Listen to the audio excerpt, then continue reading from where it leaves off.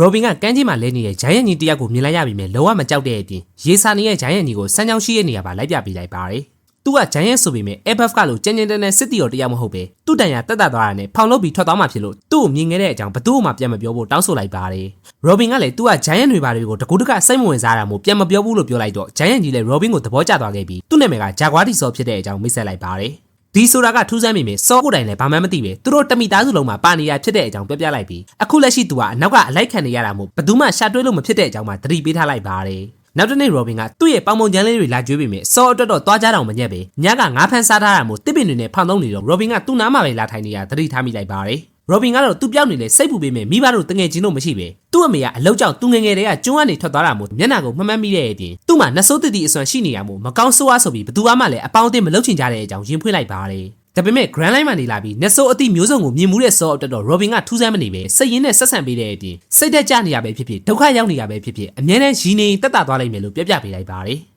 အဲ့အချိန်ကွန်မန်ဒါစပန်နင်ရဲ့အစိုးရတင်မောကအိုဟာရာကျွန်းကိုလာနေပြီဖြစ်ပြီးစောရောက်ပြီး၄ရက်ကြာတဲ့နေ့မှာရေတပ်ဘက်ကတင်မောတစ်စီးနဲ့အတူ Robin ရဲ့အမေနီကိုအိုလီဗီယာပြန်ရောက်လာတာကြောင့်ကျွန်းသားတွေလည်းမိုးလင်းတဲ့အချိန်လူတယောက်မှမရှိရဲ့ရေတပ်တင်မောအကြောင်းဟိုးလေးကြော်ဖြစ်သွားကြပါတယ်Robin ကသူ့ရဲ့အမေဟာရှေးဟောင်းသုတေသနပညာရှင်မို့လို့အမေနဲ့အတူပင်လယ်ထဲကိုလိုက်သွားနိုင်အောင်သုတေသနပညာကိုသင်ယူခဲ့တဲ့အပြင်သူ့အမေကပျောက်ဆုံးနေတဲ့ရာစုနဲ့ Voice Century အကြောင်းလေ့လာနေရလို့သူကြားထားတဲ့အကြောင်းပြောလိုက်တော့စောလဲအံ့ဩသွားခဲ့ပြီး Robin ရဲ့အမေနာမည်ကိုမေးကြည့်လိုက်ပါတယ်အဲ့တော့မှ Robin ရဲ့အမေက Nico Olivia မှန်သိသွားပြီးသူရောက်နေရကလည်း Olivia ပြောပြခဲ့တဲ့ O'Hara ကျွန်းဆိုတာကိုသိသွားတာကြောင့်မကြခင်မှာဒီကျွန်းကို Navy တပ်စုကြီးတစ်ခုရောက်လာတော့မယ့်အကြောင်းနဲ့ဒီကျွန်းပေါ်ကရှေးဟောင်းသုတေသနပညာရှင် Scholar တွေအကုန်လုံးကိုတတ်တော့မယ့်အကြောင်းပြောပြနေတော့ Spanish တို့ကလည်းကျွန်းသားကိုကတ်လာကြပြီဖြစ်ပါတယ်။ဆိုတော့ Robin က Scholar တယောက်ဆိုတာဘယ်သူမှမပြောဘူးနဲ့အခုလက်ရှိကျွန်းပေါ်မှာလည်း Robin အမေပြန်ရောက်နေလောက်ပြီလို့ပြောပြနေတော့တစ်ဖက်ကတစ်ပင်စာကြီးရိုက်တဲ့ကို Olivia ကရောက်သွားခဲ့ပြီဖြစ်ပါတယ်။လွန်ခဲ့တဲ့6နှစ်ကဒီကျွန်းကနေ Phoneglyph ရှာဖို့ထွက်သွားခဲ့တဲ့သူတို့ရဲ့33ယောက်ရှိရဲ့အသင်းမှာ Olivia တယောက်ပဲအသက်ရှင်လျက်အဖမ်းခံခဲ့ရတာဖြစ်ပြီးအစိုးရကသူတို့ရဲ့ပစ္စည်းတွေကိုစစ်ဆေးကြည့်လိုက်တော့ O'Hara ကျွန်းကလာတာမှရိပ်မိသွားတဲ့အတွက်ဒီနေရာကပါသူတို့ကြောင့်တိတ်မကြခင်အန်ရယ်ကြားရောက်လာတော့မယ်လို့ပြလိုက်ပါတယ်ဒါပေမဲ့ Professor Clover နဲ့အဖွဲ့သားတွေကတော့သူတို့တွေအားလုံးကအတင်းအဖွဲ့တစ်ခုတည်းမို့အပြစ်လို့မတတ်မှတ်တဲ့အပြင်ဒုက္ခရောက်ခဲ့ရတဲ့ Olivia တို့ကိုတော့အာဏာနေရဖြစ်ပြီးအစိုးရကဒီကျွန်းမှာရှိတဲ့ Scholar အကုန်လုံးကိုတတ်မယ်ဆိုရင်တော့သူတို့ကလူသားမျိုးနွယ်စုရဲ့ရတနာတွေကိုထားခဲ့ပြီး Olivia ပြောသလိုမပြေးနိုင်မယ်တန်မိုးရှိရဲ့တမိုင်းကြောင်းကိုကာကွယ်ဖို့ဒီနေရာမှာပဲဆက်နေကြမယ်အကြောင်းတစိမ့်တဝိုင်းနဲ့ဆုံးဖြတ်လိုက်ကြပါတယ်Olivia က Robin နှစ်သမီးအရွယ်မှာသူ့ရဲ့တာဝန်ကြောင့်မခွဲချင်ပဲပင်လယ်ထဲကိုထွက်သွားခဲ့ရတာဖြစ်ပြီးအမေတို့သမီးညံကြီးရှင် Robin ကလည်းကမ္ဘာအကောင်ဆုံးစာကြည့်တိုက်ထဲမှာလေ့လာရင်းနဲ့ရှေးဟောင်းသုတေသနပညာကိုသင်ယူနိုင်ခဲ့ပြီမြဲအခုအချိန်မှာ Robin ကိုရာဇဝတ်သားရဲ့သမီးမဖြစ်စေချင်လို့ Olivia ကလုံးဝမဆက်သွယ်ဖို့ဆုံးဖြတ်လိုက်ပါတယ်အဲ့အချိန်မှာရေတက်မဟုတ်တဲ့ကမ္ဘာအစိုးရအလံနဲ့တင်မောတစီးလာနေတာတိလိုက်ရတဲ့အတွက် Olivia ကရင်ဆိုင်မှုထွက်သွားတာကြောင့်စာကြည့်ရိုက်ကိုပြေးလာနေတဲ့ Robin နဲ့တိတ်ဆိုင်လွဲသွားခဲ့ပါတယ်Robin ကသူစောစီယာတိလာတဲ့အကြောင်းနဲ့သူ့အမေရောဒီကျွန်းမှာရောက်နေပြီလားလို့မေးလိုက်တော့ဘသူမှ Olivia အကြောင်းထုံမပြောကြပဲ Robin ကငယ်သေးလို့သူတေသနာပညာရှင်မှအစိုးရဘက်ကမသိနိုင်တဲ့အတွက်လုံးဝထုံမပြောမိစေဖို့တတိပေးထားလိုက်ကြပါတယ်ပြောရင်းနဲ့အစိုးရနောက်လိုက်တပ်သားတွေကစာကြည့်တိုက်တဲ့ဝင်လာကြပြီးအမေအိမ်ကအရေးပေါ်ရှာဖွေစစ်ဆေးမှာမို့အကုန်လုံးကိုထွက်သွားကြဖို့နဲ့ကျွန်းသူကျွန်းသားတွေကိုလည်းဒီကျွန်းကနေချက်ချင်းစွန့်ခွာဖို့ပြောတော့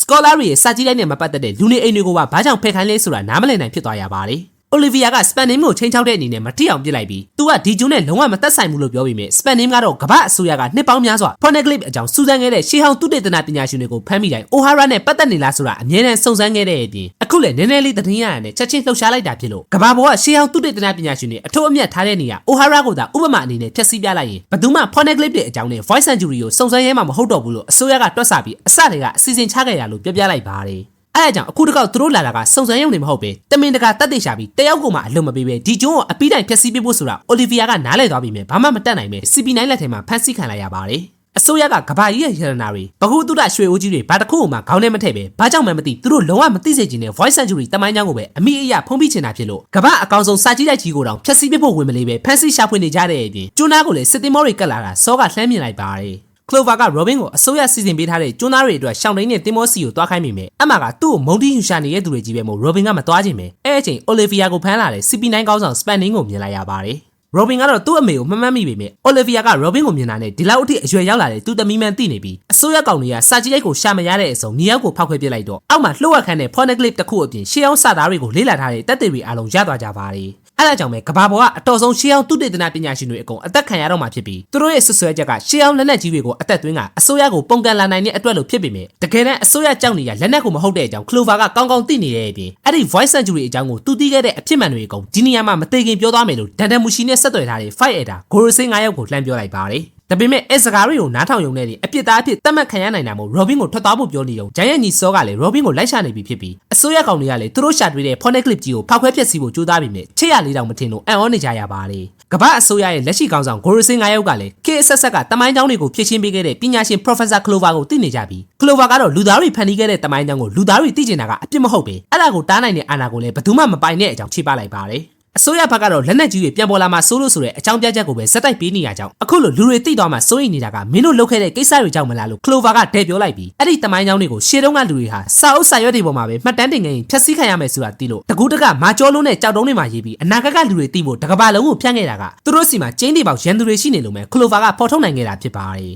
အကြောင်းတစ်ခုခုကြောင့်သူတို့ကအဲ့ဒီရန်သူတွေစီမှာအသက်ခံလိုက်ရပြီးတိုက်တိုက်ဆိုင်ပဲ Voice Century ပြီးဆုံးခဲ့တဲ့လွန်ခဲ့တဲ့နှစ်800ရဲ့အစမှာကမ္ဘာအစိုးရကိုတီထောင်ခဲ့တာဖြစ်လို့အခုလက်ရှိတမိုင်းချမ်းကိုမသိစေချင်တဲ့အစိုးရကသူတို့ရဲ့ရန်သူတွေလို့ကောက်ချက်ချနိုင်ခဲ့တဲ့အပြင် phone clip တွေကိုလိုက်ဖက်ရင်းနဲ့ကြီးမားတဲ့တိုင်းပြည်ကြီးတစ်ခုရဲ့တည်ရှိခဲ့မှုကိုပါသိခဲ့ရတယ်လို့ Clover ကပြောပြလိုက်ပါတယ်အဲ့ဒီတိုင်းပြည်ကြီးကအလွန်မဲ့အင်အားကြီးခဲ့ပေမဲ့အခုတော့အဲ့ဒါနဲ့ပတ်သက်တဲ့အချက်အလက်တစ်ခုမှမကြံအောင်ဖျက်ဆီးခံခဲ့ရတာမို့နိုင်ငံတွေစုပေါင်းထားတဲ့ကမ္ဘာအစိုးရကိုမရှုံးခင်ကြောက်စာတွေမှာအမှန်တရားကိုထုစစ်ခဲ့တာကလည်းအဲ့ဒီတိုင်းပြည်ကြီးကလူတွေဖြစ်နိုင်ပြီးအဲ့ဒါကြောင့်ပဲကမ္ဘာအစိုးရကသူတို့ရဲ့လုပ်ရက်တွေအဲ့ဒီတိုင်းပြည်ကြီးရဲ့တမိုင်းကြောင်းတွေအဖြစ်မှန်ပေါ်သွားမှာကိုကြောက်နေတာဖြစ်တဲ့အကြောင်းနဲ့ဒီကိစ္စကြီးတစ်ခုလုံးရဲ့တော့ချက်ဖြစ်တဲ့အဲ့တိုင်းပြည်ရဲ့နာမည်ကိုပါပြောဖို့ပြင်နေတော့ဂိုရိုဆေးတွေက Clover ကိုချက်ချင်းတတ်ခိုင်းလိုက်ပါတယ်သူတို့အကြောင်းတည်လွန်းသွားတဲ့ O'Hara ကျွန်းက scholar တွေတယောက်မှအလွတ်မပေးဖို့နဲ့ကျွန်းကိုပါတခါတည်းဖျက်ဆီးပေးဖို့အမိန့်ပေးလိုက်တော့ Spanim နဲ့ Emerald Sangoku စီရရခဲ့တဲ့ရွှေရောင်တန်တမှုရှိကိုထုတ်ပြီး Besta Call ကိုအသုံးပြုလိုက်ပါတယ်Clover က Robin ကိုအမြန်ထွက်ပြေးဖို့ပြောနေတော့ဘ ഹു တုဒတစ်ပင်စာကြီးလိုက်ကြီးကလည်းမီးဆွဲနေပြီဖြစ်ပြီးပညာရှင်တွေကတော့သူတို့ကိုတတ်လိုက်ရုံနဲ့ရတဲ့အကြောင်းဝိုင်းပြောကြပြီးမြဲကမ္ဘာအစိုးရကအဲ့လိုလူသားတွေရဲ့တန်ဖိုးမဖြတ်နိုင်တဲ့ရတနာတွေပါတွေကိုဂရုမစိုက်ပဲတကြိုးလုံးကိုတောင်ဖျက်ဆီးပစ်ဖို့ဆုံးဖြတ်ထားပြီးသားဖြစ်ပါတယ်။ဒါပေမဲ့ Olivia တယောက်ပဲသိတဲ့အချက်လက်ရှိသေးလို့သူ့ကိုတော့ Spanim ကပြန်ခေါ်သွားမယ်လို့ Robin ကသူ့အမေ Olivia များဖြစ်နေမလားလို့တွေးမိသွားတာကြောင့်နောက်ကနေအမေလားဟင်ဆိုပြီးသွားခေါ်လိုက်ပါတယ်။ Olivia ကတော့သူ့အမြဲတမ်းပြစ်ထားခဲ့မိပြီးအခုမှရာဇဝတ်သားတယောက်အနေနဲ့မမြင်စေချင်လို့မသိချင်အောင်စောင့်နေရတော့ Robin ရဲ့အမေလို့ခေါ်တဲ့အတန်ကိုဇက်တိုက်ကြားနေရတာကြောင့်စိတ်မကောင်းမိမြဲသူ့မှာတမီးတယောက်ရှိရဆိုတာကိုလည်းအစိုးရကိုမသိစေချင်လို့ဒီအတိုင်းထွက်သွားဖို့ဆုံးဖြတ်လိုက်ပါတယ်